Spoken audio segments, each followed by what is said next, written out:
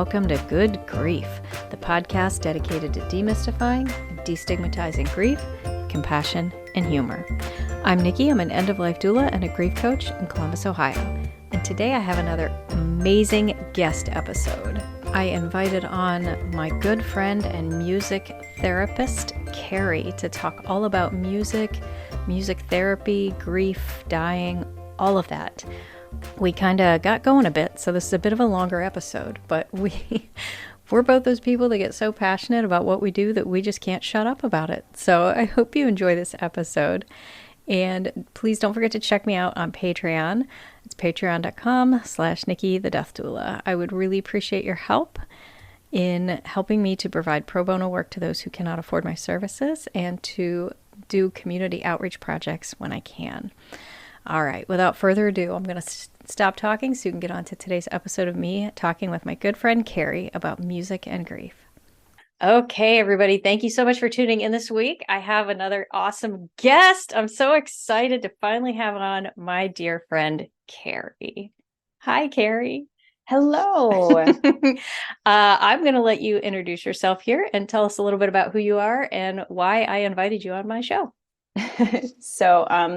I'm Kari O'Briant. I'm a music therapist. I'm living in southeastern Massachusetts, just so everybody knows sort of where I am.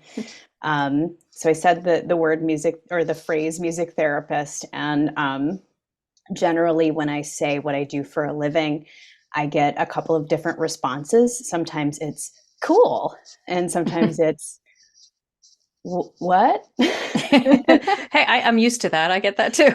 Yeah. So in case you're not familiar with it, which a lot of people aren't, for those listening in, generally a music therapist, we're kind of like art therapists, we're using music as a modality for therapeutic purposes. So a lot of people might think, they're thinking like physical therapy or speech therapy, like we're teaching somebody how to do music. And that's not really what that is. The music educators have that covered. Gotcha. What we do is more like using music as a means to do something else. So maybe we're working on speech, but through singing. Mm-hmm. And that's a really nice way we can work with speech therapists. And I've done that a bunch. It's awesome. Yeah. Sometimes we use music as a means to work on social skills. So making music together, emotional processing, which we'll get into more later. So it's that sort of thing more than teaching people how to do music. Awesome. Oh, I love that. I love it. If you want me to clarify anything else, please let me know, because I know what I do, so I don't maybe know, Yeah, no, I get you. It's like, what you do, but not everybody fully understands all the nitty gritty. So what now, who are your typical clients, and what would a typical type of session be like with you, or set of sessions, or however you do that? That's a really good question. And I hate giving this answer, but it depends. I know. So there's music therapists typically have different clinical populations that they specialize in. Mm-hmm. So some work primarily with young children, some work primarily with, in school systems or in hospitals or in, psychiatric treatment, or they work with older adults. Mm-hmm. So there's like this whole range of different things, and it's going to look really different depending on who the client is or who the patient is. So for an example, like when I used to work in public school systems and special education classrooms. So these would be students who would have developmental disabilities of various kinds. They may be autistic. They may have some physical disabilities as well. Those would all be group sessions. And we'd work a lot on like academic skills within, using music to kind of create. Sorry, I lost my train of thought. I'm trying to pull it back. Okay. Reel it in. It's fine. So, we'd use music to sort of get into some of those academic skills they might be working on. So in elementary school, it'd be like counting, vocabulary, uh, maybe history skills. Like it just depends on the class and the students. A lot of times we're working on social skills. Okay. So, that's going to be like, we're going to come in. We have sometimes we have just like a gathering song. Oh, We do some instrument playing, we do some singing, we usually do some movement, and then I have like an ending song just to help with transitions. I love that. Right. But So exciting. when I would work in like a nursing home or assisted living facility, Mm-hmm. it would look a lot different, right? So Gotcha.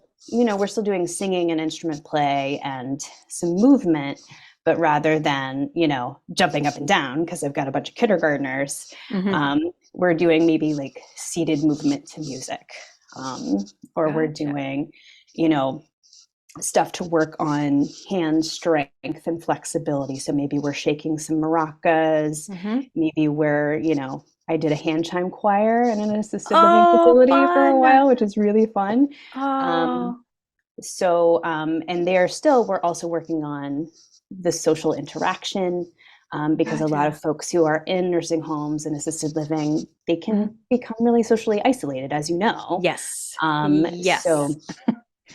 if we're there to do music, it can, for some people, feel a little less threatening. Like, I don't Mhm. have to answer trivia questions.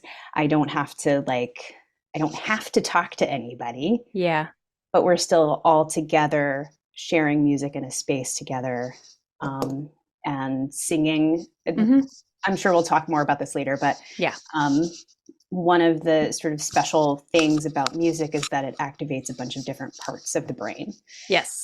So speaking is just one part of your brain. So Mhm. some folks, if they have certain neurological things going on, might be more difficult for them to speak. Okay. Um, but they can Yes. sing. Right. Like, okay. Sorry.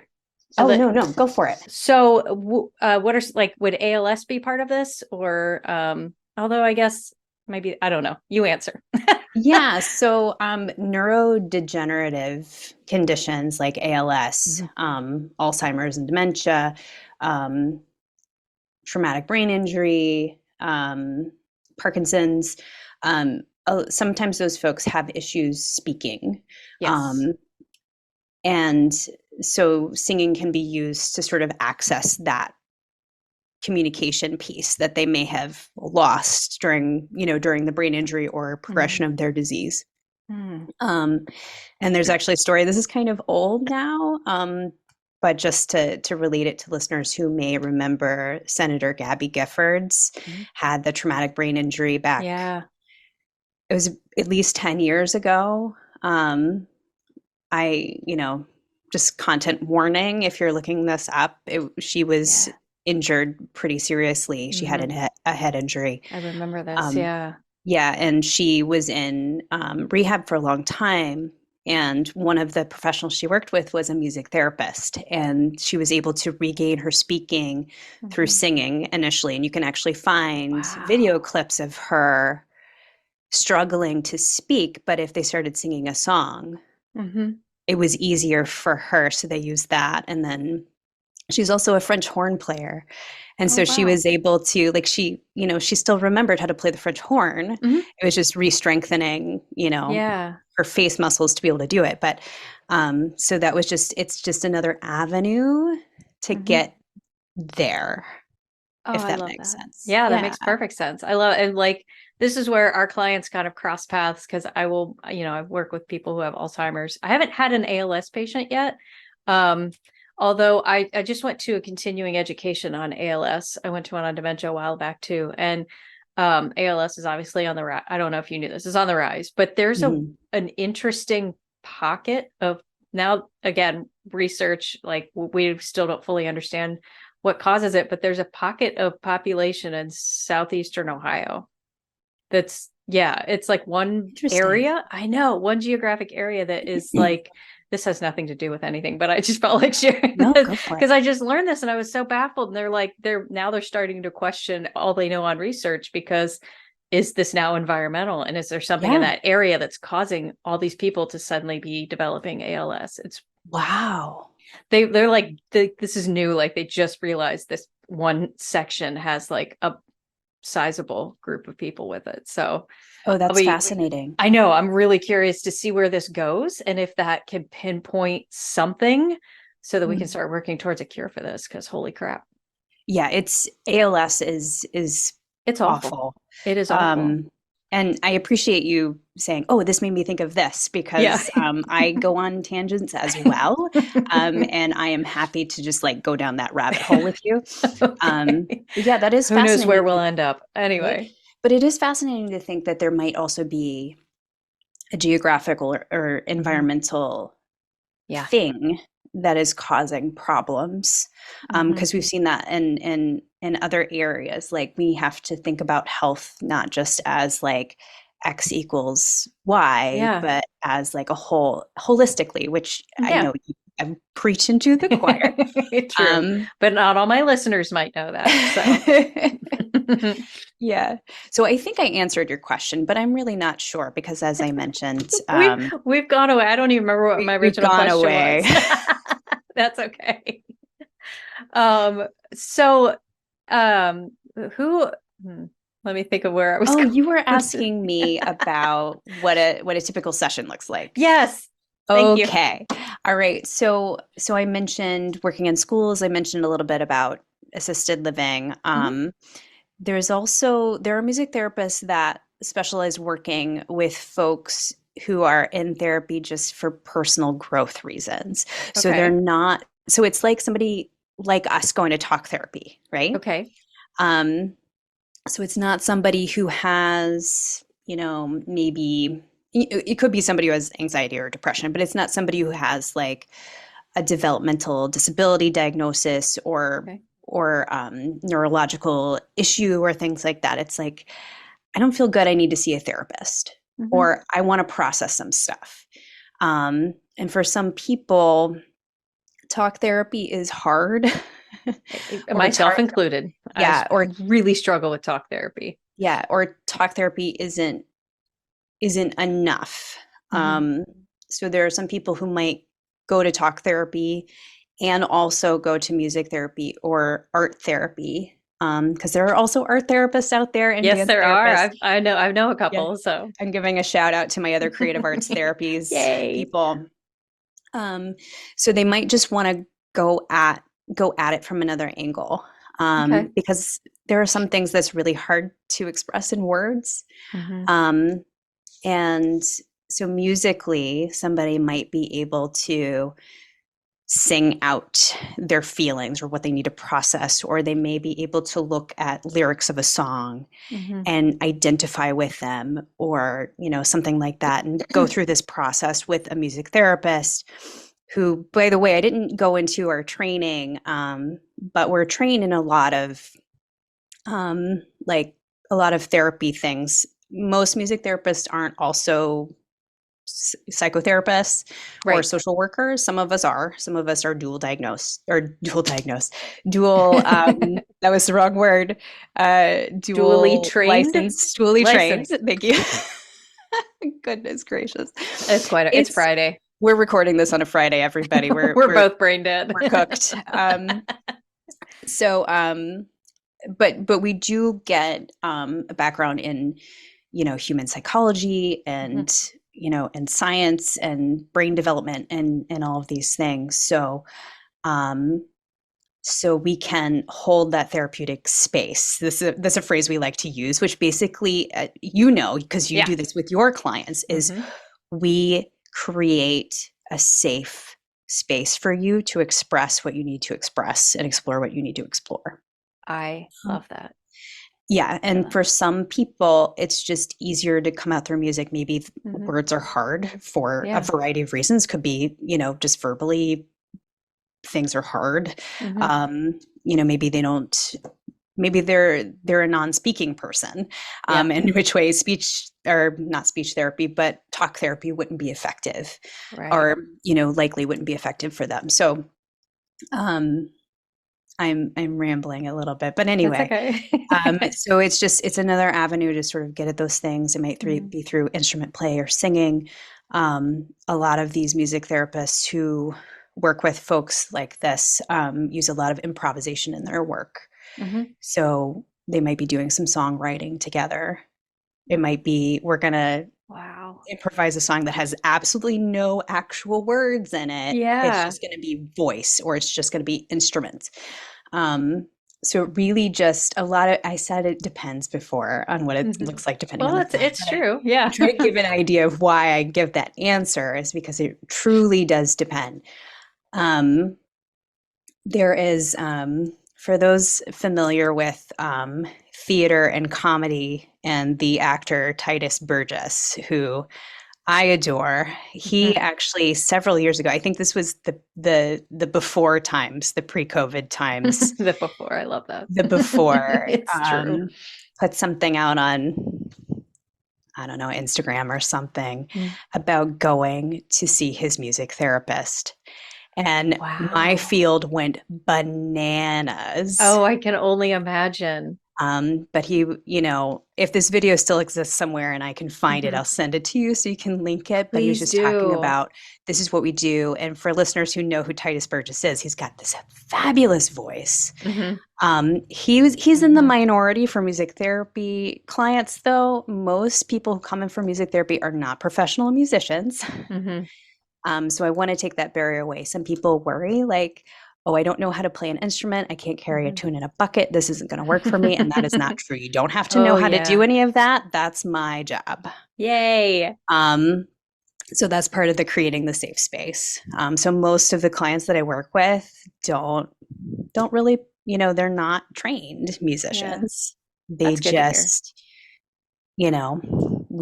we use music for what we need it for, Yeah. if that makes sense. Yay. No, that makes perfect sense. I Okay. love that. Yeah. All right. And it's good to know that you don't have to be like a professional musician, or even be able to read music. Like, and that's No. so Oh, true. definitely not. Yeah. I've known plenty of people that play either instruments or sing or, are musically inclined, cannot read music like at all. And Yeah.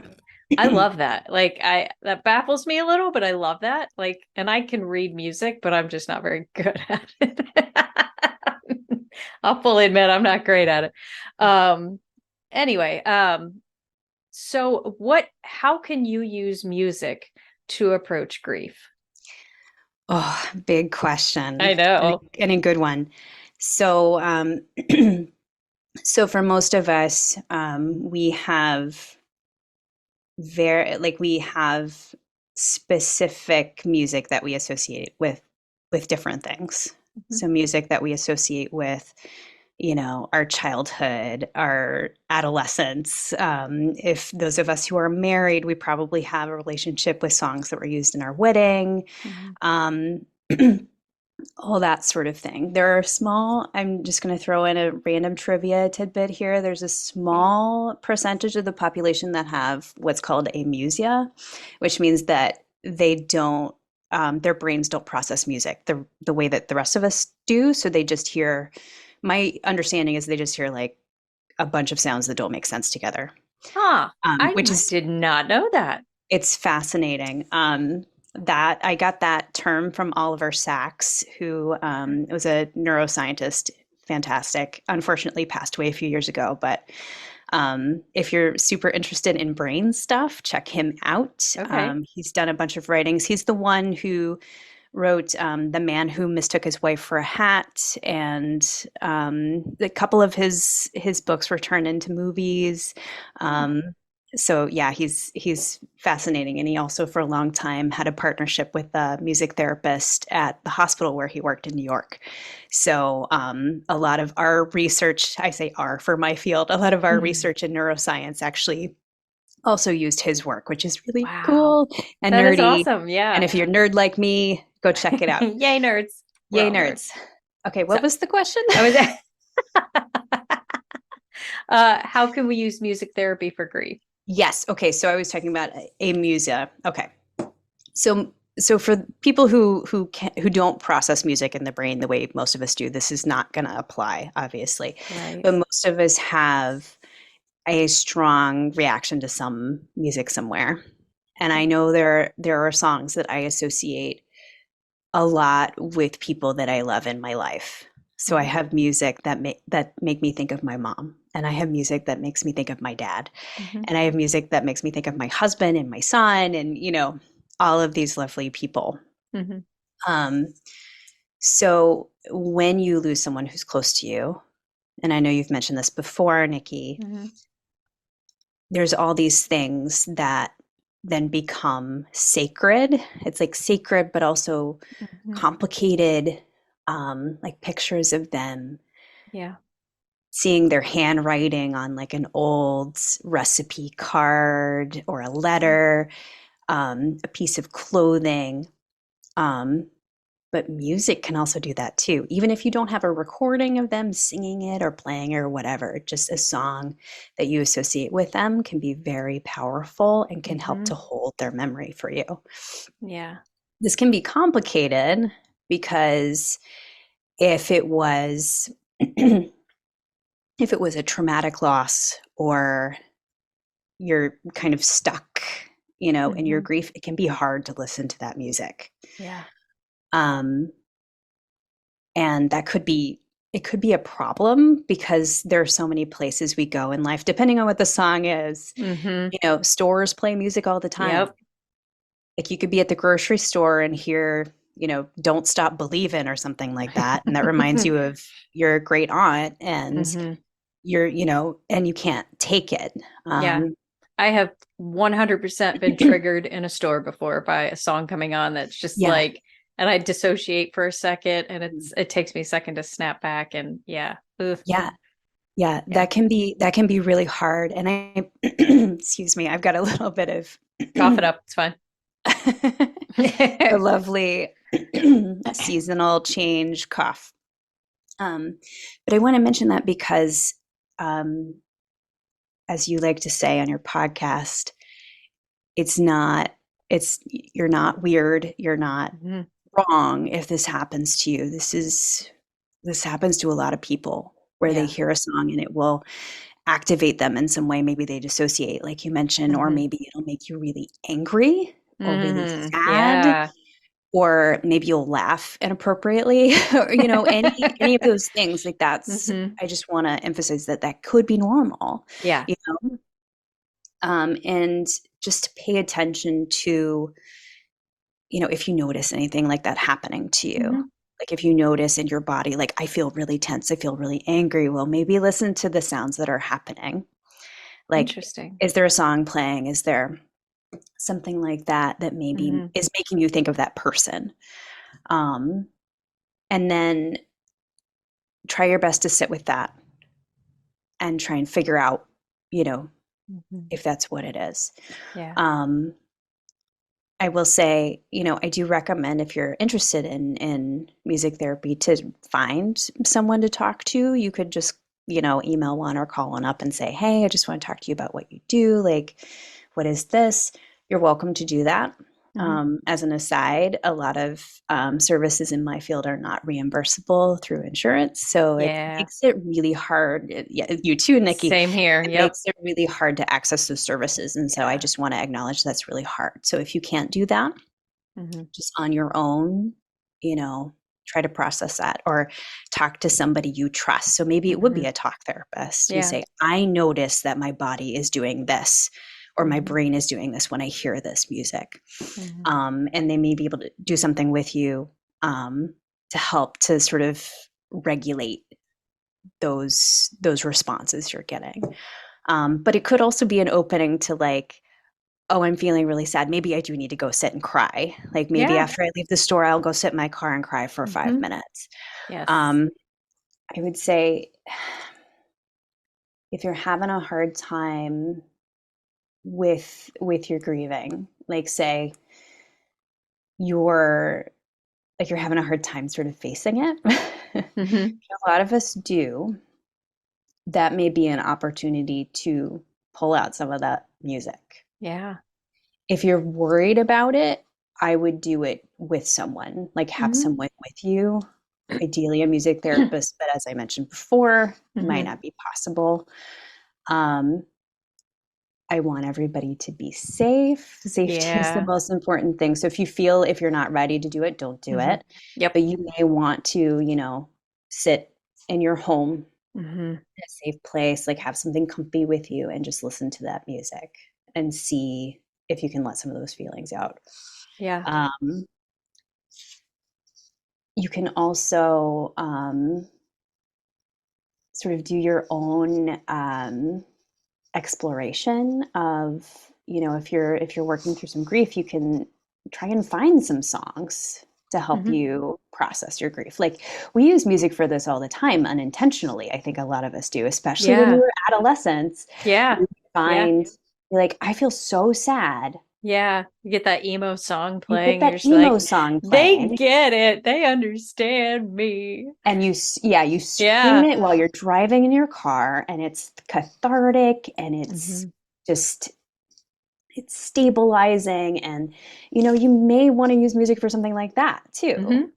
Mm-hmm. Again, if you start to notice you're dissociating, or Yeah. you're feeling like, oh, I don't feel good, I don't feel safe, stop. Yeah. um but yeah, use music for yourself. Like, a lot of us, I mean, I used to do this all the time as a kid. I would just turn on music and I would jam out and I would listen and enjoy. As an adult, we have all these adult responsibilities, Mm-hmm. and we put off a lot of things that we used to do because we don't have Yeah. time. But I would say prioritize yourself a little bit. And that might just be Yes. like, You sound like me. yes, You sound like me I, right now. I am talking to myself also, is to, turn on a song and like dance in your kitchen to it. Yeah. Or, I did you watch, there's a Netflix series called Dead to Me with Christina Applegate? I know of it. I've never seen it. Yeah. There she had this great coping mechanism for her grief and the loss of her husband, that she would sit in her car and blast death metal, like Yeah. ear-shattering levels of death metal. And she, like, when she made friends with this other woman in a support group, she's like, here's what I do, and do that in the car, and she just blared this music, and the girl's like, oh my God. But hey, man, sometimes I will pull out the angry music. Yeah. No, sometimes we get angry. We got to let it out. If you just Mm-hmm. leave the feelings in, as you say, Mm-hmm. like, that's when a lot of bad stuff can Yes. happen. Yes. Again, you're sounding like me. Gotta let it out. Yeah. Gotta let this feel. Gotta feel the feels. Yeah. So mostly I'm just trying to like talk through a bunch of different ideas, because I want everybody to have different things that they can access if they need to get feelings out. So maybe you do sit in your car and you turn on the death metal, or if Mm-hmm. you're like, oh gosh, that sounds like the worst thing in the world, Mm-hmm. maybe you sit in your car and you blast classical music. Yeah. Maybe you're like, I gotta listen to Beethoven's Ninth Symphony, which, by the way, the end of that is my crying music. If I have stuck emotions, I will Mm-hmm. turn on the final movement of that piece and Mm. just close myself in a room, and I am just gone. Yeah. Um, The Rock 3, Rachmaninoff's third. That's oh, that's my anxiety music. When I'm feeling more anxious, I play that. I'm just like, yeah, yeah, yeah. yeah, yeah. So that's another thing too. I mentioned, think about how you feel when you listen to music that reminds you of somebody else. But Mm-hmm. just in general, casually, as you're driving in the car, or as you're like got music on at home, think about, how does this make me feel? Mm-hmm. Does this make me feel good?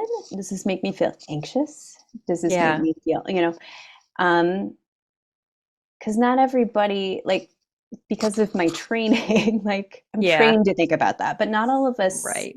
ask those questions while we're watching things, while we're listening to things. So pay attention to what music makes you feel safe, what music Mm-hmm. makes you feel happy, what music makes you feel like you need to like have this Yeah. moment of catharsis, because Yay. that can be something that later on, if you need those things, Mm-hmm. like, I gotta go to work today, but I feel like crap. Mm-hmm. What's a song I can listen to kind of get me going? Yep. Or I need, like, I feel, I don't know if anybody else can identify with this feeling, but sometimes when I'm feeling really anxious, it's like I'm not on the ground. I'm just Mm. all up here. Yeah.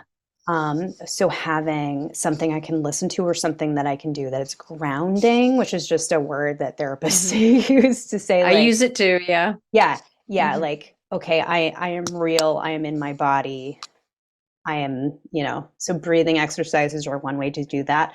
That can be extra triggering for some people with anxiety. So music can be something you can pair with breathing exercises, like choose Mhm. music that is nice and slow, that can Mhm. get you there.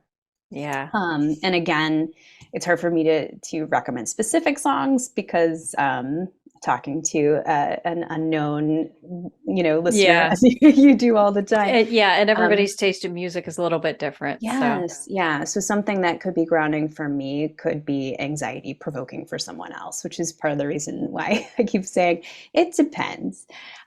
So yeah, if you talk to a music therapist about this, awesome. If you can't, you know, use you know use your own analysis of how these songs make you feel in the moment. um, you can also use music to distract you, hmm like I was saying, I need to go to work, I need to not Yeah. be thinking this. So yeah, find songs that you find distracting, and if Yeah. you can, while you're working, if you can keep Headphones. something Yep. going in there, Yeah. because I know intrusive thoughts are very real. And sometimes just having something else in your ear can help to hmm override those intrusive thoughts until you can be somewhere where you can be safe and you can let them out. Yeah. Please do not constantly distract yourself, because that is not Yes. healthy either. See, you're sounding like me again. Yes. I'm always like, it's okay if you need a day to just like, binge Netflix or scroll TikTok all day or doom scroll the internet. Go ahead, but don't do that every day. Yeah, don't do it every day. Eventually we have to face our grief and Yeah. work through it, which Yeah. sucks. And then you can also, sorry, I have a little list here. I keep peeking at That's fine. it. I like um, it. and you can also use music for relaxation, sort of hmm like what I mentioned with the grounding. If you're like, I get Yeah, really yeah. tight in my body, so that's I how I do. feel Yeah. about it. A lot of us hold tension just everywhere in our bodies. Um, so you might be able to use music to help you notice like where those tight spots are, breathe and let them out. I feel like there was Cool. something else I was going to say, but it's gone now. Quite So all right. Quite all right. Quite all right. All right. So, I mean, this podcast is about grief, but I'm also, a death doula. Where can music play a part in someone's end of life experience? Because I've used this oh, personally. Quick yes. antidote before you answer. I had a client who was very active in a drum circle, and I tried really hard to get her drum circle to come to her, like when she was in active dying, and it just wasn't working out. But I was able to at least play some drum circle music from Spotify on my phone, which I could almost see her relaxing when I started playing that for her. That's beautiful. Yeah. I'm so So, glad you brought that up, mhm. because I wanted to talk about this and I forgot to write it down. So Okay. spot on with the question. Um, So this is gonna sound like a non sequitur for a second, but just stick with me, Okay. unless I lose my train of thought, and then you'll And have then to I'll rein reel me you in. back in. So, and for most people, so unless you have um, significant hearing loss, for most people, the first sense that we develop before birth is hearing, and the last sense we lose before dying, which is so cool. hmm There's so many parallels between birth and death, Yes. and which, Yes. as a death doula. So hmm we have birth doulas to Yep. usher us into life. We have death doulas to usher us out of Yep. life and to be with us. hmm Um, so when people are passing, again, unless there is a significant, like if they are deaf or hmm significantly hard of hearing, hmm they are still going to be able to hear you, even if hmm they're not responding. And hmm as an aside, I work with some clients who have what's called disorders of consciousness. So they might not respond outwardly, Mm-hmm. but they are awake and they can hear me. Yeah. So, so it's similar in that way. Like a person who is near death may not be responding, Mm-hmm. but they can hear you in there. Yeah. And I get that question a lot is like, can they still hear me? Or you hear people ask that question a lot, like, can they still hear me? It's like, yes, they can. No, they're Yeah, not responding, but I promise they can hear you. yeah. Um, I I don't work in hospice. I do a lot of palliative care work, Mm-hmm. but not specific to hospice. But a lot of music therapists do, Mm-hmm.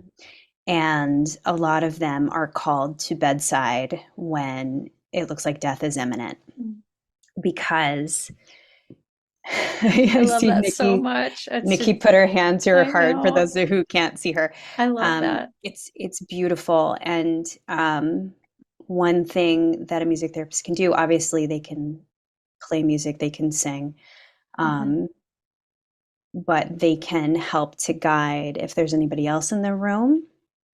Having a music therapist there may help them feel more comfortable singing. Yeah.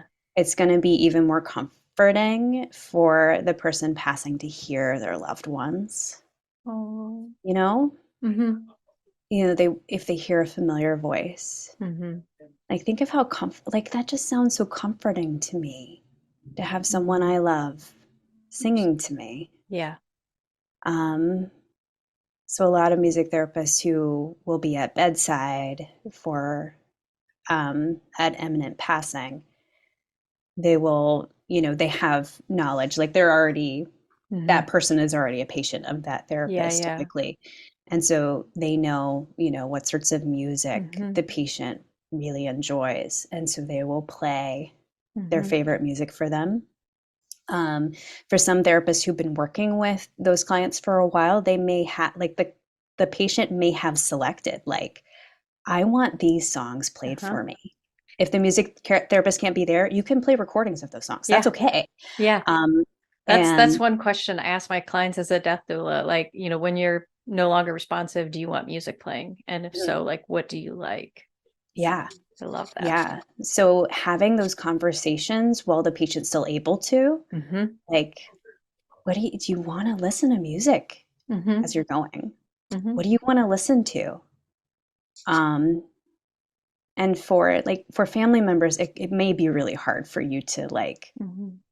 even if you're a singer, Yeah. to sing. Yeah.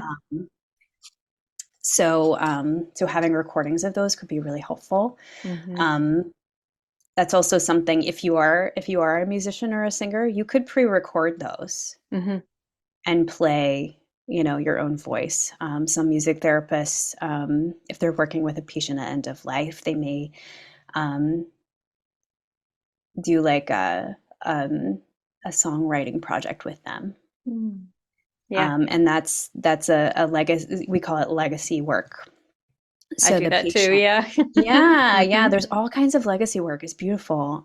So Yeah. that the patient's family, Mm-hmm. or you know the folks who are witnessing their passing, because it's not always blood family, Right. can have something that they made, Yes. you know Mm-hmm. can have a song Oh, that they wrote or a song that they helped write, or oh, I love that. maybe a playlist that they put together. I love um, that. and so if you have those things, those can also be incorporated in your grief processing. Mm. um, yeah. I love that. Yeah, legacy projects are one of, like, when I was training as a doula, I'm like, I can't wait to do these. Like, I love the idea of putting together legacy projects with my clients. I've not had a single client yet want to. I'm like, come on, let me do this. But I've Yeah. heard stories of some of the coolest legacy projects. And like, there's a woman who's a synchronized swimmer, and her family put together like a flash mob style dance in a fountain in a public park, like in her Oh, memory. And they go back and they do it every year. And I'm just like, oh, I love it. So, like, what a cool legacy, because that's yeah, beautiful. they like several of her friends that were the swimmers, because they hand make their costumes, like their bathing suit costumes, Hmm. and they were hand making all these costumes for all the family and friends so that they could all be involved in this. And I'm just like, I That's love it. I amazing. I love that know. too. Oh, but I love the idea of like, I tell my clients now, like to come up with playlists, that they might want at the end of life, or even just my grief clients. It's like, Mhm. find that playlist that makes you feel a little bit better or that helps you Yeah. process what your Yeah. thoughts are. So I just love Yeah, using totally. music. So, Um, there's also, this is sometimes used with adult hospice. It's more frequently used with child and adolescent. Hospice and palliative care is a heartbeat recording. ooh, um, which basically, like, there's a couple different ways to do it, but the general way is there's like a microphone that is put in a stethoscope and over the patient's heart to get a recording of what their heart sounds oh, like. wow. And that's something that the loved ones can keep so Oh, they can that's hear so the life. cool. I'm getting a little choked up Oh my just God. thinking about it. Yeah. And then sometimes, the patient might choose to, write a song that's recorded over their heartbeat, right? I Stop. see your face. Um, Stop. and Oh it's my so God. beautiful. Some people don't want to do it. Like Sure. it's loaded, Hmm. That's a lot. Hmm. Um, but that is another option. So if you're in a place where or if your loved one is in a place where there is a music Hmm. therapist, that's potentially something that you could request. Oh, I love that. Um, because there are music therapists in every major hospital in the U.S. I'm Hmm. pretty sure.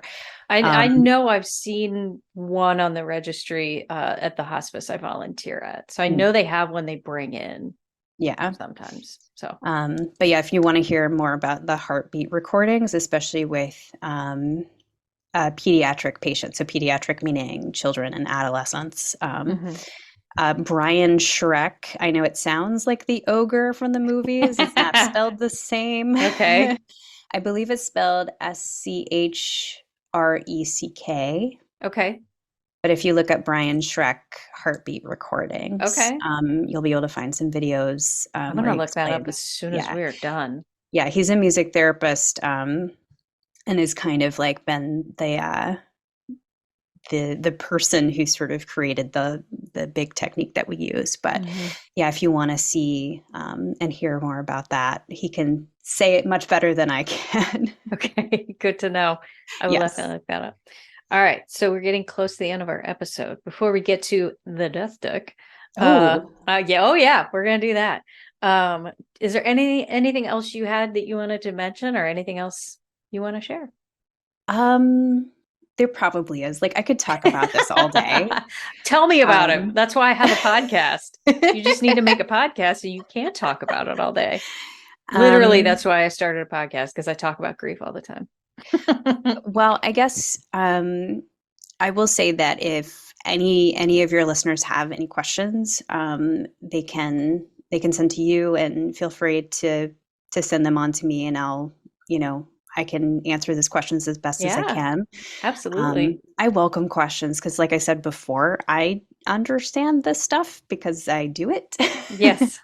But different people have different experiences and different ways of thinking about things. So you'll probably have a question that I didn't think of.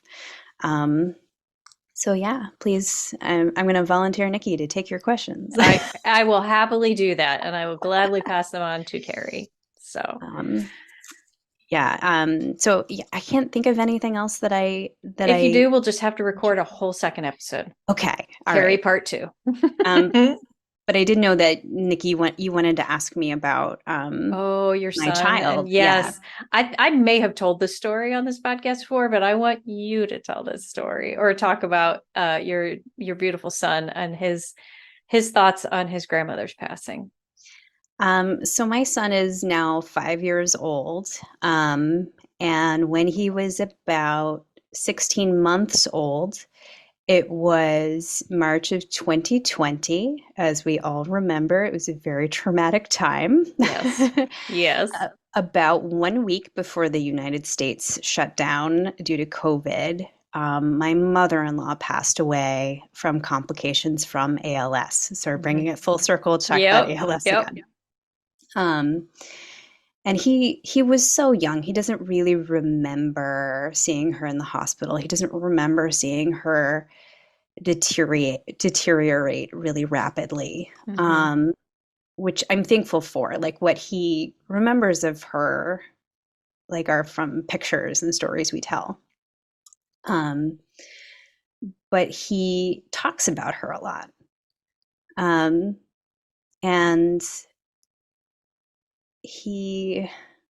sometimes he'll get really emotional and he'll say that he misses her. Even though I'm not sure he remembers her, but he feels that connection. Yeah. And so he'll ask us questions about her. And we're always, developmentally as open with him as we can be, because we don't want him to be afraid to talk about her or afraid to ask questions. Like we're very mindful of, the fact that grief is hard, understanding death and dying is hard. But we're hoping that since he's so young, like as he grows, he will be, more comfortable with it and able to talk about it and able to process. But yeah, as he's grown, his questions have gotten more interesting, like what happened to her body after she died. Aww. And she's buried in a graveyard, and we'd say, oh, she's buried, and then he wanted to go visit her grave. So we took him. And then that was, I don't know, a year and a half ago or so. And yeah, just the other day, we drove by a graveyard and he was like, oh, like where grandma's buried. And we're like, yeah. And then he said, does everybody get buried after they die? And I said, no, buddy, they don't. And, so we talked about like different choices you may have in getting buried. And he decided that he wanted to get turned into a tree when he dies. And it was kind of nice because this is something that I've been meaning to talk with my husband about.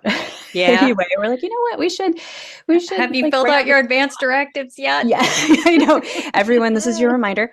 But it opened a conversation with all of us about, hey, what do we want to happen? And we want to know, we don't want to guess if somebody goes unexpectedly.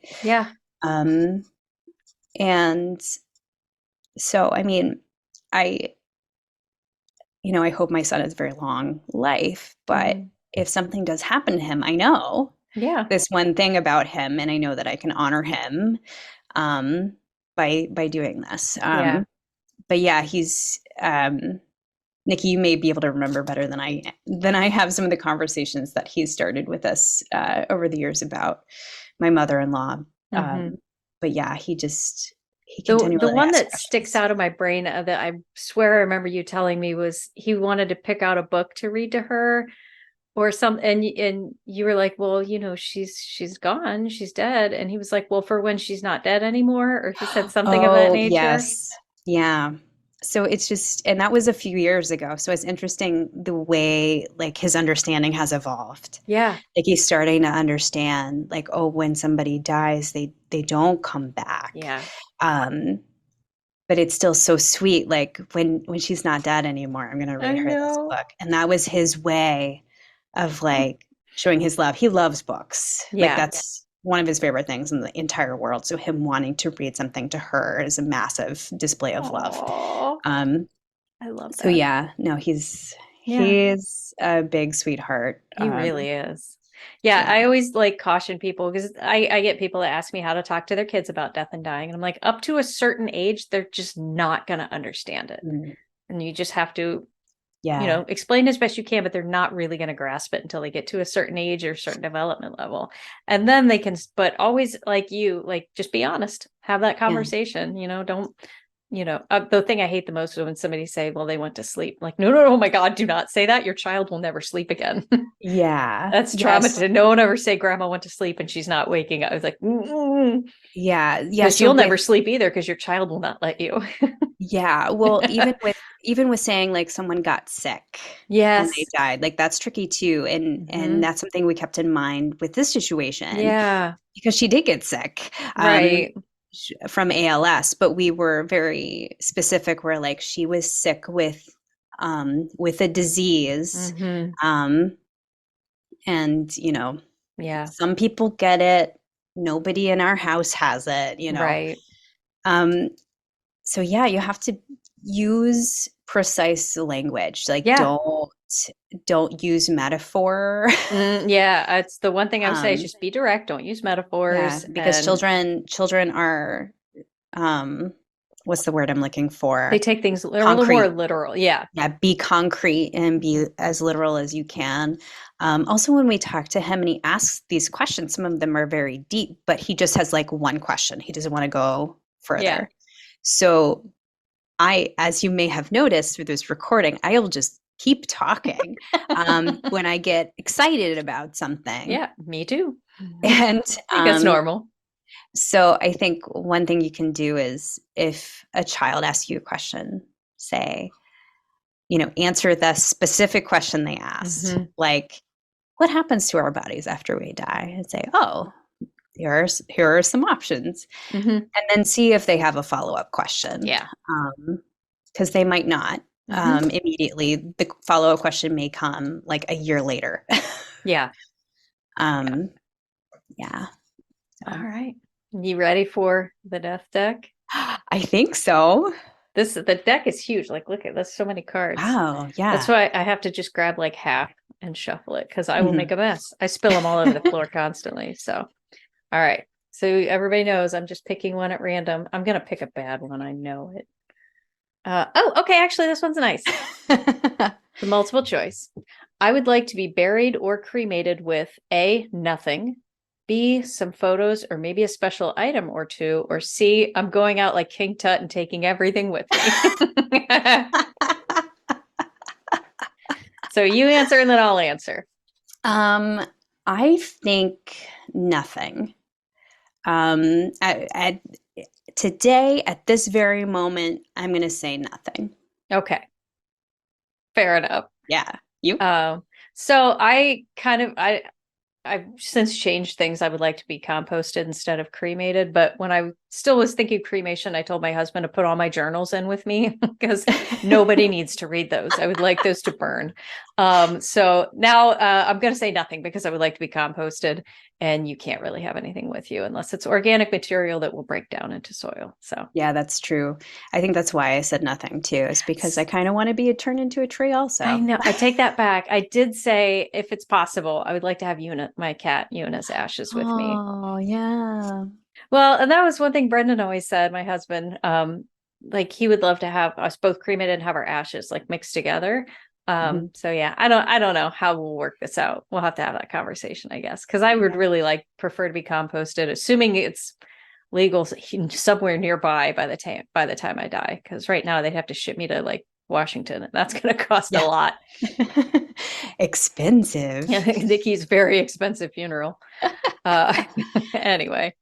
Yeah, something that we talked about when we had the conversation about, what we want to have happen is like maybe have some sort of stone with all of our names on it somewhere. And, we have that. Like, well, my family has that, and my name is on it. So, but yeah, I don't know about Brendan, what he wants to. I'll have to ask.